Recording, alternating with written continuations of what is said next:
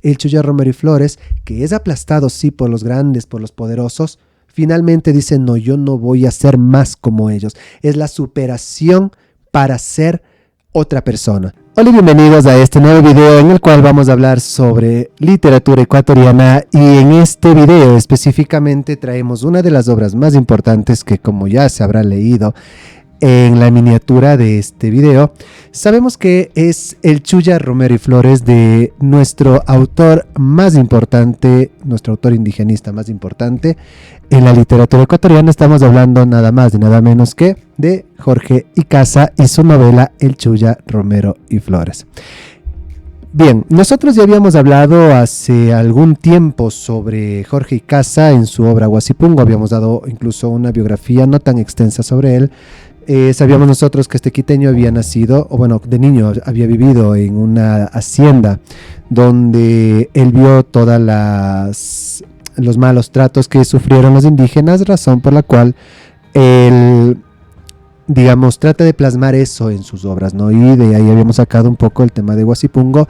Y el día de hoy vamos a hablar del Chuya Romero y Flores, porque esta es la obra, según muchos estudiosos sobre el tema, que va a ser el culmen y el fin definitivo del realismo social en el Ecuador, que también va a cerrar el famoso proyecto mestizo impulsado desde la presidencia de Eloy Alfaro, en el cual se trata de plasmar al mestizo como fuerza motriz de la República del Ecuador, cuestión que no vamos a tratar en el día de hoy, sino que vamos a tratar cuestiones más literarias justamente de el Chuya Romero y Flores. Ahora, eso no quiere decir que nosotros ya no vayamos a seguir hablando sobre el realismo social ni sobre obras del realismo social, porque de hecho me hace falta hablar todavía sobre Baldomera y sobre Los Animales Puros y otras novelas del realismo social en el Ecuador, pero sí me parece un poco interesante hablar sobre esta magna obra, que también es el punto más álgido de la obra icasiana, porque bueno, nos plantea el dilema del ser mestizo dentro de nuestra cosmovisión ecuatoriana. Específicamente, esta ya es una novela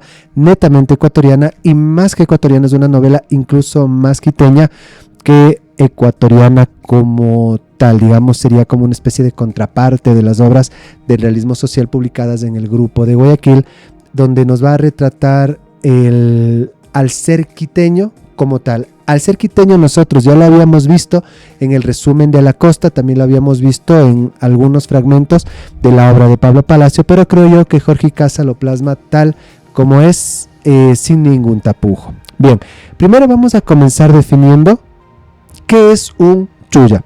Bueno, yo tengo aquí la edición de Oveja Negra, donde tengo las dos grandes obras de Icaza, donde está Huasipungo y el Chuya Romero y Flores. En esta edición yo tengo algunas notas de la obra misma, en el cual justamente Agustín Cueva, que es uno de los grandes teóricos ensayistas del Ecuador, nos habla sobre lo que es el Chuya, lo que es un Chuya, perdón, no el Chuya Romero, sino lo que es un Chuya. Según Agustín Cueva, el Chuya es nuestro proletario Fauxcol, es decir, un trabajador no manual, casi siempre empleado público, que para no descender en la categoría social se ve forzado a mantener ciertas apariencias, aunque esto signifique un sacrificio económico que está por encima de sus posibilidades. Vamos a subrayar aquí esta parte: mantener ciertas apariencias, aunque esto signifique un sacrificio económico. Ello le obliga a recurrir a una serie de astucias para procurarse dinero, y además de crearle preocupaciones de orden económico. Vamos a subrayar también astucias para procurarse dinero. Lo coloca en una situación, estas acciones del Chuya, lo colocan en una situación que se agrava a causa de los prejuicios raciales reinantes en el país. Pues el Chuya es casi siempre un mestizo que, subrayo mestizo, el Chuya casi siempre es un mestizo, vive desgarrado entre las dos tendencias vitales heredadas de sus antepasados. Estas dos tendencias son el antepasado criollo español y el antepasado indigenista, de suerte que jamás integra realmente a medio alguno, y cuando logra adaptarse a cualquiera de ellos, al indígena y a lo español, que nunca es el suyo, lo hace con un comportamiento por demás indigno. adoptando la actitud de peón de hacienda con los grandes señores o la de gamonal con los ambientes populares. Es decir, cuando está con los pobres o con los indígenas, el chulla quiere sentirse rico, quiere sentirse por encima de ellos, y cuando está con los ricos, pues suele mirar hacia abajo. Nosotros vamos a desarrollar todas estas características el día de hoy sobre lo que significa ser un chulla, porque Jorge Casa, si bien en el personaje Luis Alfonso Romero y Flores es un personaje de estratos bajos, un mestizo de estratos bajos, Jorge Casa nos deja entender que el ser chulla habita y es prácticamente algo tan social que va desde las esferas más grandes del poder hasta las más pobres. Ya vamos a desarrollar eso conforme vayamos haciendo el análisis. Pero antes del análisis, nosotros vamos a comenzar con el resumen. Sí, recordando a los jóvenes bachilleres de la República del Ecuador que si bien nosotros aquí hacemos un resumen extenso de cada una de las obras y un análisis muy profundo, eso no va a reemplazar la lectura que ustedes tienen que hacer de la obra. Entonces ustedes, por favor, deben ir a leer para comprender la obra en su totalidad. Y bueno, vamos a comenzar con el resumen de la obra. Bien, la obra comienza in media res. Esto significa que va a comenzar en mitad de la acción de la novela y después va a regresar al principio, ¿no? Entonces la obra comienza cuando Luis Alfonso Romero y Flores ha conseguido un trabajo burocrático y en este trabajo burocrático es nominado por don Ernesto Morejón y Galindo, quien es su jefe inmediato de la Comisión de Fiscalización de los Asuntos Públicos. Don Ernesto le ordena a Luis Alfonso que vaya y fiscalice a todas las personas que están cometiendo desfalcos y perjuicios al Estado. Ahora, este deber que le encomienda don Ernesto Morejón al chulla Romero y Flores es simplemente pantalla, es simplemente, digamos, como una especie de ponerse una máscara de yo quiero que esto sea lo honesto. Sin embargo, no es que es así, porque por lo general los fiscalizadores no fiscalizaban nada y se quedaban pues con las coimas, con los sobornos que les daban a las personas a las que fiscalizaban. Sin embargo, la cuestión es que Luis Alfonso Romero y Flores, el chulla Romero y Flores, al ser nombrado por el jefe, por don Ernesto Morejón y Galindo como el comisionado que va a fiscalizar, pues se pone también esta máscara de yo voy a ser el mejor fiscalizador. ¿Pero por qué lo hace? Tampoco lo hace por honradez. Ya habíamos leído nosotros las características de un chulla. Lo hace simplemente por sentirse más. Porque al ser el nombrado como el comisionado de la fiscalización, él se siente superior a sus propios compañeros y dice lo voy a hacer para demostrar que yo soy el mejor y que conmigo nadie juega. Él había descendido de una escala social muy baja hasta un puesto burocrático que en este caso le iba a dar mucho reconocimiento social y quiere hacer las cosas para aparentar esta fortaleza que él recién ha ganado y que ya vamos a ver después que no es así. Entonces el chulla Romero y Flores, Luis Alfonso, sale a fiscalizar y de buenas a primeras él se va a fiscalizar al señor Ramiro Paredes y Nieto, candidato a la presidencia. Ya antes le habían dicho a Luis Alfonso que tenga mucho cuidado porque se va a topar con, entre comillas, lo mejor del país, es decir, la clase política, que en nuestro país sabemos que es una porquería completa, y que si es que él se pone en ese papel de, digamos, fiscalizador honesto, le va a ir mal, pero él dice no, conmigo se van a meter, conmigo, con Luis Alfonso Romero y Flores, y él siempre sacaba a relucir su apellido Romero y Flores, ¿no? Ahora, cuando Luis Alfonso llega a las oficinas de Paredes y Nieto, pues tratan de darle coimas y Luis Alfonso descubre que justamente este señor, que era candidato a la presidencia de la República, había cometido muchos desfalcos, y él trata justamente de presionarles a estos, digamos, asistentes del candidato a la presidencia para que les den los informes adecuados y que firmen unos papeles y unos documentos que revelen todo lo que estaba escondiendo Ramiro Paredes. Sin embargo, no se lo dan y finalmente Luis Alfonso se topa con la mujer de Ramiro Paredes Nieto. La mujer era quien manejaba los asuntos financieros de Ramírez y Nieto, porque de hecho ella se había casado con este tipo que también venía de los estratos bajos y que había subido en el escalafón social, pues a base de labia y todo ese tipo de cosas, ¿no? Ahora, ¿Qué es lo que pasa en este momento? Y aquí viene la cuestión interesante. Es que doña Francisca Montes de Ayala, que es la mujer de Paredes Nieto, no se va con ningún rodeo, no se va con ningún cuento. Inmediatamente se da cuenta de la traza de Luis Alfonso, que es una persona que viene desde abajo hacia arriba. ¿Qué es lo que pasa? Luis Alfonso a los asistentes de Paredes y Nieto sí les había como que tratado de ningunear. Pero cuando se topa con esta mujer que ya pertenece a las clases más pudientes, a la ralea más poderosa de la ciudad de Quito y del país, pues baja la cabeza. Aquí nosotros podemos ver cómo en la apreciación del Chuya siempre quiere sentirse más por sobre los que están a su nivel, pero cuando está frente a alguien que tiene mayor rango, entre comillas, rango que él, va a bajar la cabeza. Entonces se siente como que nervioso, no sabe qué decirle y la señora se aprovecha de esto. La señora conocía al padre de Romero y Flores, de Luis Alfonso, y esta señora ataca donde más le duele a Luis Alfonso. Le dice directamente que ella conocía a su padre y que su padre cayó en desgracia por haberse metido con una indígena, que en este caso es la madre del Chuya Romero y Flores. Y aquí nosotros vamos a plasmar la primera cuestión importantísima dentro de la novela. El drama de la novela, por el cual nosotros de hecho hacemos este video y por el cual tendrá título o tuvo su título la miniatura del video en YouTube, es que el Chuya Romero y Flores vive en conflicto eterno desde su niñez entre lo indígena y lo español. Es decir, él no aceptaba a su ser indígena y siempre recordaba las palabras de su madre, que era maltratada por su padre, y trataba de ocultar esta cuestión del ser indígena, tratando de hacerse ver como un señor caballero, aprovechándose de su apellido.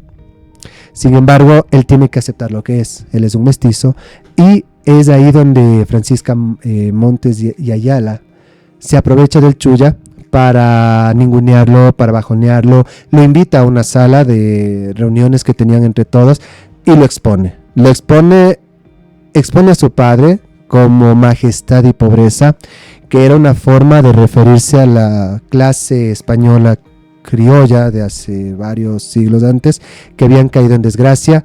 Y sobre todo les hace acuerdo a todos los asistentes de esa reunión que Majestad y Pobreza, el padre de Luis Alfonso, había caído en desgracia justamente por haberse acostado con la madre de Luis Alfonso, relación por la cual o de la cual nace Luis Alfonso. Y ahí es donde Luis Alfonso jura y rejura que se va a vengar de esta señora. Ahí termina el primer capítulo y pasamos ahora sí al inicio de la historia de el Chuya Romero y Flores. Estamos yendo en orden cronológico según la novela, ¿no? Entonces, a partir del segundo capítulo, pues nos va a contar un poco la historia de Rosario Santa Cruz, que va a ser la futura mujer de el Chuya Romero y Flores, quien había tenido un matrimonio fallido con un comerciante. No vamos a ahondar mucho en esta cuestión porque es uno de los temas que desarrolla la novela, pero no nos vamos a enfocar en este video en ese tema, que es el tema del amor como ente de salvación para algunas personas, ¿no? En todo caso, Rosario Santa Cruz, que se casa con este comerciante, se separa porque la primera noche que estuvo con él, este tipo fue demasiado ganosito y le hizo sentir mal a Rosario, y bueno, ella se separa porque se siente sucia frente a su marido, y bueno, va donde la mamá, y la mamá le dice que no, que tiene que aguantarse, y ella decididamente dice no voy a volver con este tipo. Luego, vamos a ver nosotros que hay una escena en la cual hay una fiesta que se da en casa de una señora llamada Doña Camila, que llama a muchas personas, y el Chuya Romero y Flores, que estaba por ahí pasando. Recordemos que esto es mucho antes de que el Chuya acepte el cargo burocrático como fiscalizador. El Chuya estaba por ahí caminando y como no tenía para comer y no tenía, pues, digamos, dónde quedarse aquella noche, estaba buscando algún lugar donde divertirse. Está pasando por el barrio San Juan y escucha que hay una música y que hay una fiesta. Entonces el Chuya se mete a esta fiesta. Sí, se mete de buenas a primeras sin que nadie le invite porque ni siquiera conocía esa casa. Ahora, el Chuya ya era muy diestro en esta cuestión. Él se va a aprovechar de su apellido para impresionar a las gentes de estratos bajos.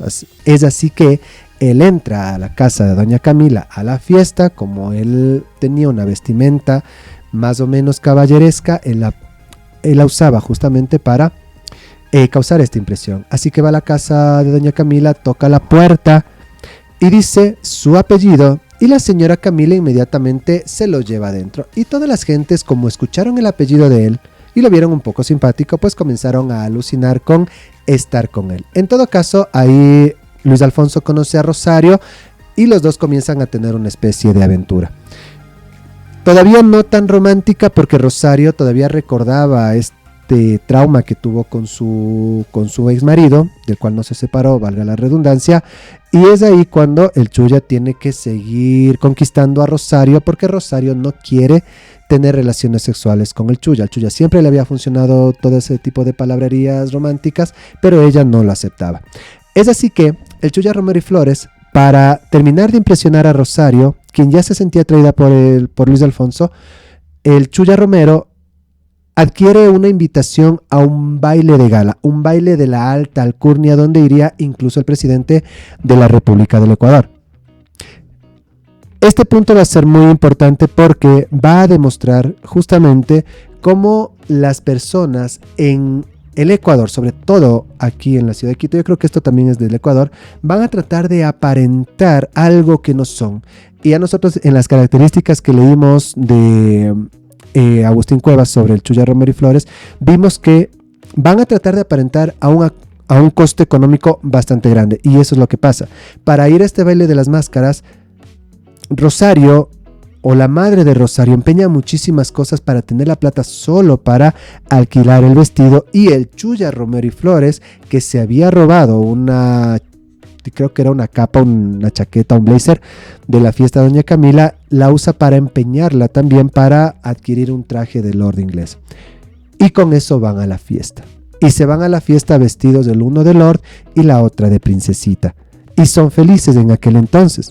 Sin embargo, hay un pasaje bastante interesante, es donde Rosario le pregunta a Luis Alfonso: ¿y tú quién eres? Y él le dice: no soy nadie, revelando justamente el sentir propio de él dentro de esa sociedad. La cosa es que ya en este baile de gala tienen que huir rápido. El Chuya se lleva a Rosario a un motel que quedaba por la Recoleta. En aquel entonces se supone que era un lugar súper abandonado, y bueno, finalmente van a tener relaciones ella y él. Ahora, la cuestión aquí es bastante interesante, porque pasan de estar en un lugar muy elevado económicamente en este baile de gala a irse a esta especie de motel. Pero cuando yo dije motel, no era un motel normal, un motel digamos decente, sino que era un lugar súper refundido,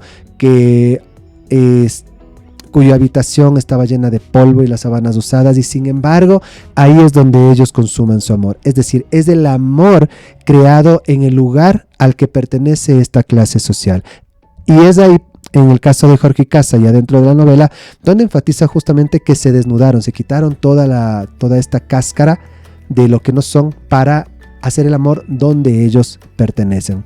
Bien, el caso es que el Chuya Romero y Flores se va a enamorar de Rosario, y Rosario finalmente va a quedar embarazada. Bueno, el caso es que después de esto el Chuya Romero y Flores quiso desentenderse de Rosario. Como típico imbécil, quiso tener relaciones con ella y luego desentenderse. No obstante, ella, 1, está embarazada, y 2, amenaza con matarse, y 3, va a la casa de Luis Alfonso y se queda a vivir con él. Y él termina aceptándola y finalmente termina, pues, enamorándose de Rosario. La cuestión es la siguiente: el Chuya Romero y Flores vivía en la casa de doña Encarnación, que es una casa muy, digamos, precaria. El lugar donde el Chuya Romero y Flores vivía era un lugar que, bueno, es bastante pobre, bastante paupérrimo. Y sin embargo, Rosario lo ama en esa pobreza, y el Chuya entiende que tiene que buscar un trabajo. Entonces se entera de que están haciendo un concurso para que puedan entrar al ministerio, y es ahí donde presiona a uno de sus amigos para que le ayude, y entra con ayuda de su amigo a ganar este concurso, y es contratado justamente en esta oficina donde va a oficiar como fiscalizador. Entonces regresamos al inicio de la novela, donde ya nosotros tenemos al Chuya Romero y Flores como el señor fiscalizador. Otra vez. Pasamos al tema de la venganza. Luis Alfonso estaba completamente enojado con la señora Cara de Caballo, Francisca Montes de Ayala, porque le había humillado. Entonces él comenzó a buscar más información y a tener todos los papeles en orden y había descubierto el tremendo desfalco que estaban haciendo estos tipos al Estado. Sin embargo, había escuchado esto un tipo que fungía de periodista y que aparte era un sapo, un vividor, es decir, un tramposo que vivía de robar información a otros. Así que este periodista, que se llama Nicolás Estupiñán, va a la casa de Luis Alfonso y le pide que le hable sobre esta cuestión de la fiscalización, y sin que se dé cuenta, Luis Alfonso, Nicolás de Estupiñán, le roba todos los documentos que había recolectado Luis Alfonso Romero y Flores, y Nicolás de Estupiñán vende estos informes a un periódico, no se nos menciona cuál, pero Luis Alfonso, el día en el que va al trabajo, se da cuenta de que su nombre está en la primera portada y no obstante el desfalco del candidato a la presidencia era tan grande, el medio de comunicación lo culpa a él de querer manchar la honra de este político. Eso es cuento de cada día, ¿no? Esto no es necesario analizar. Nosotros sabemos cómo es nuestra clase política y nuestros medios de comunicación tan vendidos a la clase política, pero el caso es que Luis Alfonso Romero y Flores queda como un supuesto revolucionario por haber investigado a este tipo. La cosa es la siguiente. Rosario está a punto de dar a luz y Luis Alfonso necesita dinero para asistir en el parto de Rosario. Luis Alfonso es despedido inmediatamente. ¿Por qué? Primero, el jefe se da cuenta de que Luis Alfonso había entrado amañando, es decir, haciendo corrupción al trabajo que le habían dado, porque él se hizo pasar por un sobrino del jefe de Morejón, para poder entrar. Y segundo, que justamente Luis Alfonso se atrevió a tocar a esta clase política tan pudiente. Es así que Luis Alfonso no tiene dinero y no sabe a dónde ir. Regresa a su papel de chulla, a su papel de mentiroso, a su papel de sapo y de vivo.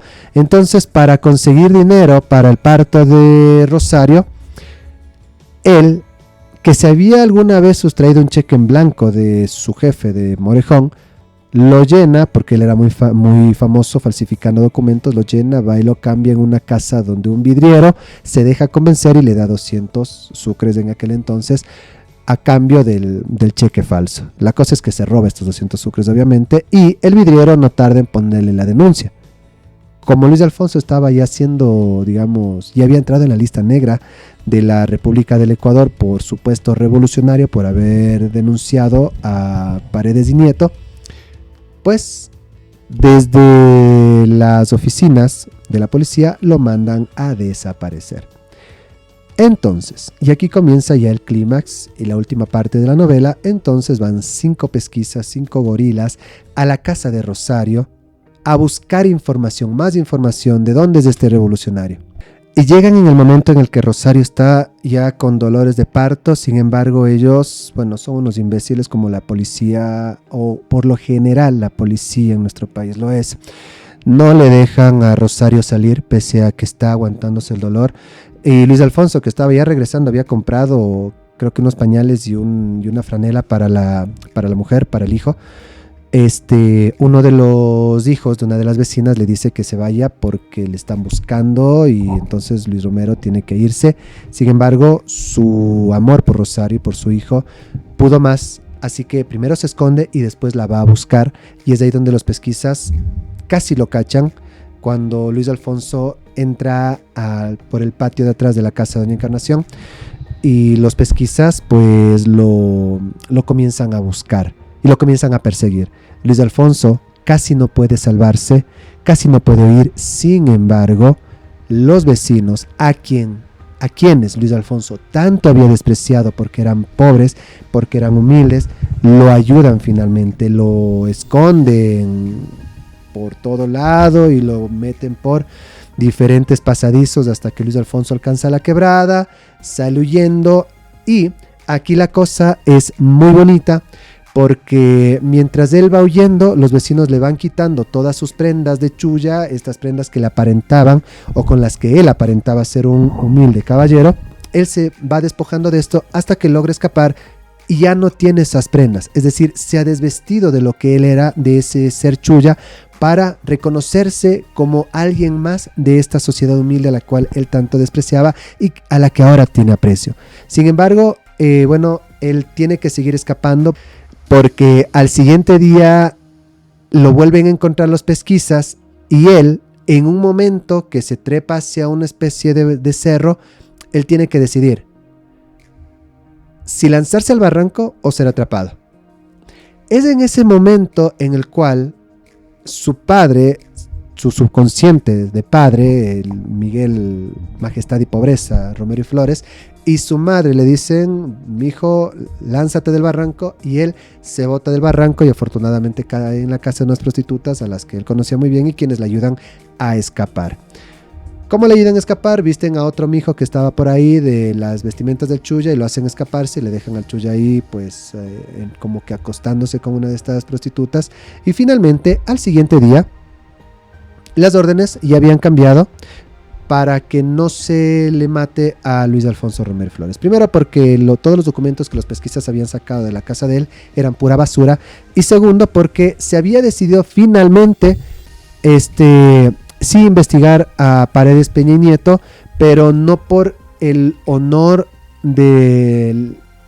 pero no por restablecer el honor del país, sino simplemente por hacer una mascarada en la política ecuatoriana.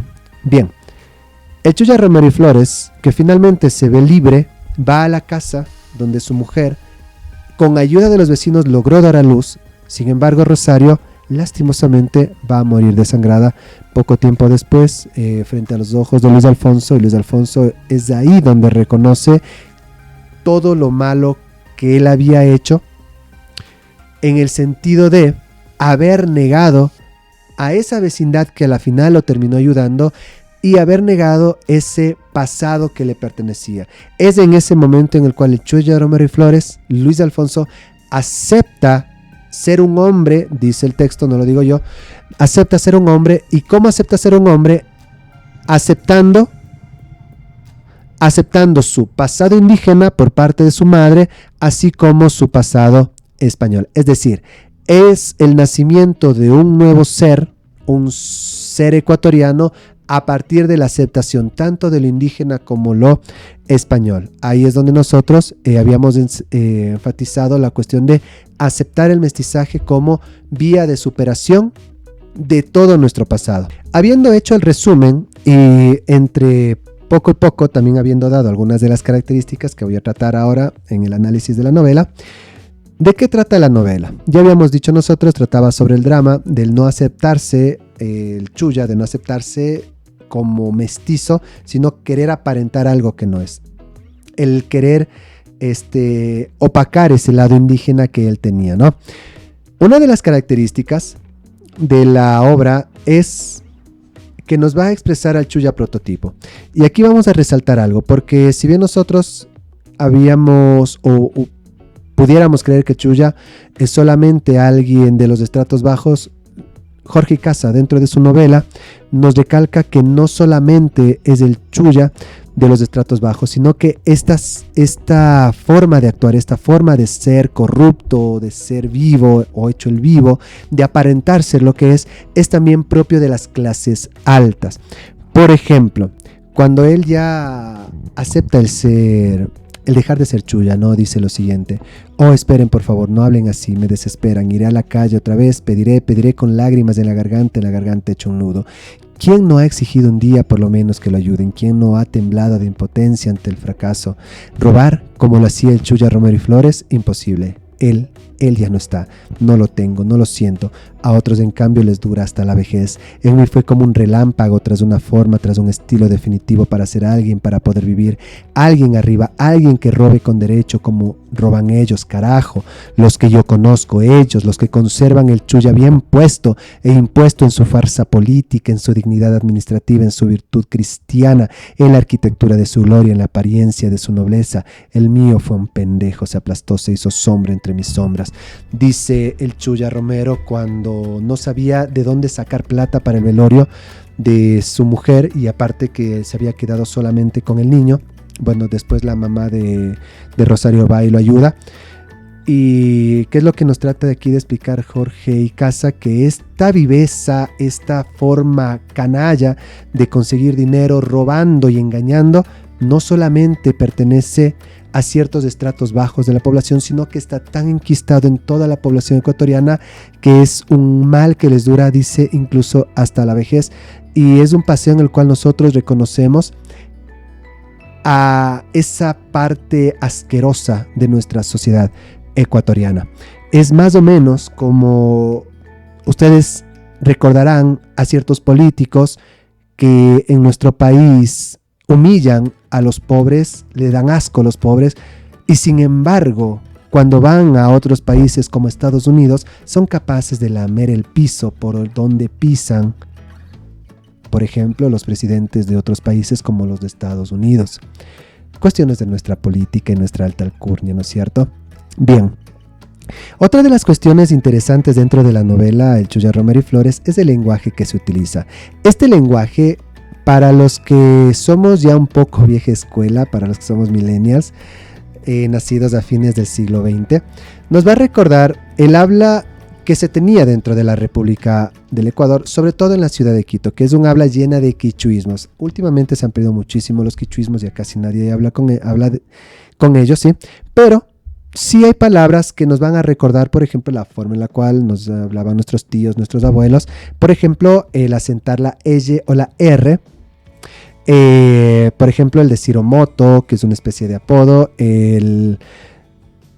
Palabras como chuya, cholos, carishina, raray, huiñachisca, etcétera, etcétera. Son palabras que van a estar continuamente dentro de la obra Huasipongo, que forma parte de nuestro...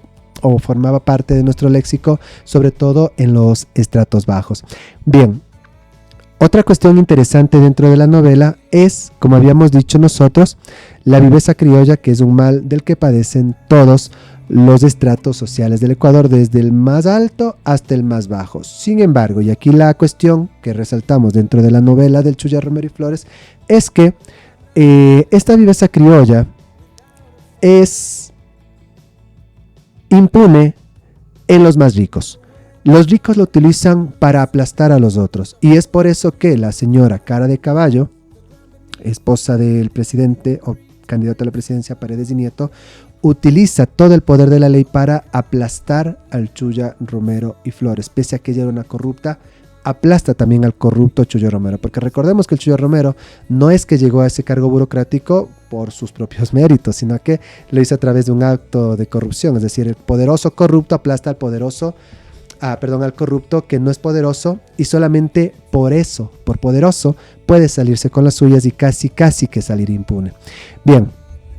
La cuarta característica dentro de la obra del Chuya Romero y Flores va a ser el retrato de la psicología quiteña. Acá volvemos al tema del curuchupismo dentro de nuestra sociedad. ¿A qué nos referimos?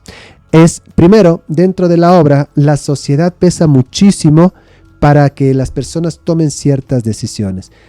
Rosario Santa Cruz, antes de irse con el Chuya Romero y Flores, sentía mucha vergüenza de sí misma por el qué dirán las gentes, porque ella pensaba que era una corrompida. Pero esto tiene que ver nada más por el qué dirán las gentes. Y otra cosa, cuando, por ejemplo, el Chuya Romero y Flores ya se queda con Rosario en la casa viviendo, el ex marido de Rosario va borracho una noche a gritarle a Rosario que regrese y todo este tipo de cosas. Y el Chuya Romero y Flores casi la abandona, pero no por sentirse herido, sino casi la abandona por el qué dirán las gentes. Entonces todavía el qué piensa la gente de uno pesa mucho en la forma de actuar de las personas dentro de la ciudad. Estamos hablando en el tema de la novela, no tanto en el siglo XXI, aunque todavía se da aquello. Otra de las cuestiones, y es por ejemplo el guardar las apariencias, como en el baile de las máscaras, del cual nosotros ya habíamos hablado, y por ejemplo también sobre el guardar las apariencias, el cómo el Chuya Romero y Flores utilizaba su apellido, Romero y Flores, que era un apellido netamente español, para entrar a cualquier fiesta. Por ejemplo, cuando tiene que conseguir este traje de Lord Inglés y va donde la casa de empeños, este señor de la casa de empeños solamente lo trata bien cuando ve esta invitación de al baile de gala, ¿no? Entonces, cómo las apariencias pesan dentro de la sociedad quiteña es un tema que también se trata mucho en el retrato psicológico de nuestra sociedad. Y como último punto, y ya para ir cerrando este video, que otra vez se nos hizo un poco largo, pero bueno, la obra amerita eso y me quedó muy corto porque todavía hay muchos temas que faltan para hablar, pero sí será trabajo suyo para los que lean la novela. Y el punto más importante dentro de la novela, que también lo habíamos ya un poco adelantado dentro de del resumen de la obra, es el aceptar mi mestizaje como forma de superación de lo ecuatoriano. Aceptar el mestizaje para ser un ser ecuatoriano como tal, ¿sí? Si dejamos de aparentar lo español y si dejamos de negar nuestras raíces indígenas, podremos ir hacia adelante, podremos construir un nuevo ser, un ser con miras hacia adelante. Esta es una forma bastante optimista de terminar el relato de Jorge Casa, muy diferente, por ejemplo, al de Huasipungo y otras de sus obras. Sin embargo, es, digamos, el epítome del proyecto icasiano. El Chuya Romero y Flores, de cierta manera, es la culminación de Huasipungo, porque en Huasipungo nosotros habíamos visto que muchos de los, digamos, de los personajes que son mestizos les sirven al hacendado y no importa que el hacendado les pise. En un fragmento de Huasipungo nosotros habíamos visto cómo el hacendado tiene relaciones con el jefe político del pueblo de Huachi, creo que era, no me acuerdo ahorita, pero es una forma de humillarle al mestizo por ser mestizo y el mestizo se deja humillar. En este caso no sucede eso. En este caso el Chuya Romero y Flores, que es aplastado sí por los grandes, por los poderosos, finalmente dice: no, yo no voy a ser más como ellos. Es la superación para ser otra persona. Y otra cosa que tiene interesante la novela es que justamente aquí hay un debate subjetivo del mismo personaje. Continuamente en la novela vamos viendo cómo el padre de Luis Alfonso y la madre van peleándose por conseguir el alma o las acciones o la forma de pensar de Luis Alfonso, y él finalmente logra superar esto aceptando que forma parte de los dos bandos y que no tiene por qué despreciar a las clases bajas tampoco. Muy bien, creo que hasta ahí vamos a llegar el día de hoy. Es un video que, vuelvo a repetir, se ha salido bastante largo, pero agradezco muchísimo si es que se han quedado hasta este punto del video. Les pido que comenten, que compartan y que pues estén atentos, porque seguiremos hablando de literatura ecuatoriana en los siguientes videos. Nos vemos. Chao, chao.